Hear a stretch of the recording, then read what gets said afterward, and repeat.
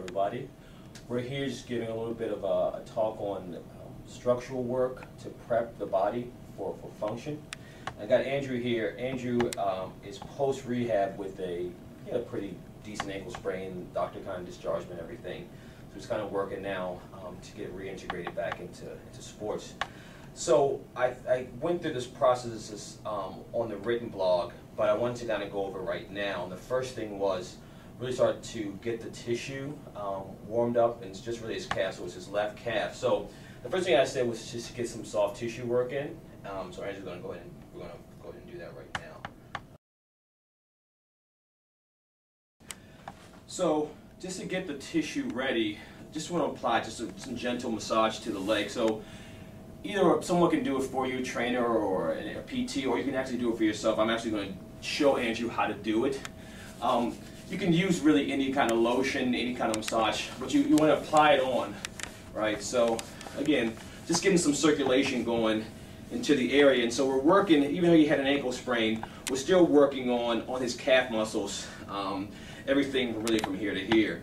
And just getting it going. So a little bit of effleurage petrissage here. It's kind of going down the leg, and it's really a medium pressure going. Make sure you're getting the back, getting the front of it. Again, just getting some blood flow stimulated, blood flow going into the muscle. So our next step, everything is already starting to go. We have nutrients going to the source, right? So what next is going to do is he's going to want to do it on himself. Again, just kind of do what I did. I'm going to take both hands up and down. There you go. Yeah, but you can start at the top. Why don't you go and start at the top? And we'll work your way down. There we go.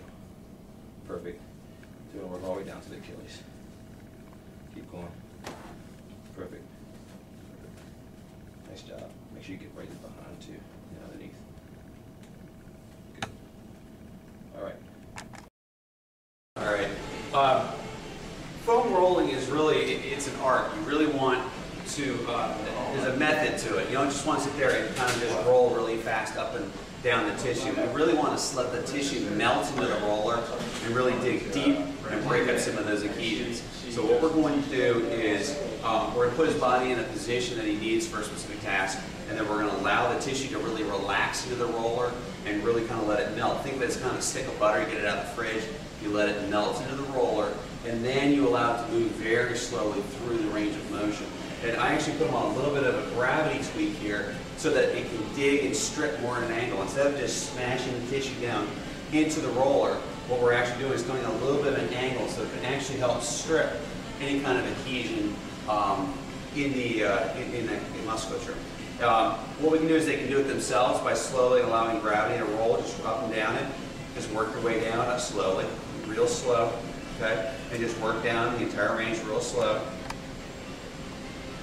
And then what I like to do is come back up, is I actually like to assist them and actually pull the tissue as they're coming through. I'll actually dorsiflex the foot while they're doing it. So we're actually pulling the tissue through as they're rolling it, which gives it a different effect. We can have them go to the lateral aspect of the foot and do the same thing.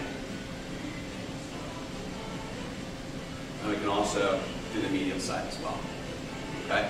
You can do all different parts of the body, but we can add more body weight by, he can be up on his hands, take his other foot off the ground. He can actually cross that foot over this foot, put more pressure on there. But really, less pressure is better initially. Really work on letting the tissue melt into the roller and then break up those adhesions, go real slow. And then once we get that tissue really soft, then you can add more pressure as you go. So after we've done the soft tissue stuff, we're really going to start to kind of get the tissue and get the muscles moving where they need to be.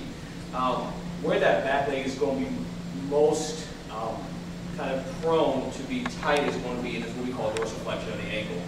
And so we want to make sure we're kind of stretching all the muscles down there, all the soft tissue starting to get wound up right there where it needs to be. So of course we always kind of go into a 3D matrix stretch with this. So he's going to start first. His hands are high. Right, we're going to make sure he's kind of pelvis is forward, just simulating a little bit of a hip extension. So he gets a little more dorsiflexion. He's going to take his leg. He's going to start to drive his knee forwards and backwards. So he starts to keep your elbow. So he's going to start to move it.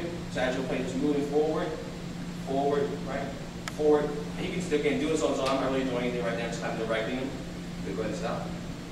Now you're going to take your leg, stretch, right, point the toes. Now you're going to move the leg side to side. Just moving side to side. Get in there. And again, just moving. I don't know if you can see the movement up top to his calf and his knee. Everything's actually moving down on a little bit of a lower level. He's whipping his ankle a little bit, so I'm going to hold it. So he's going to make sure he's getting from the tissues and not letting the rest of the body kind of whip around. Good stuff. Now you're going to bend your knee.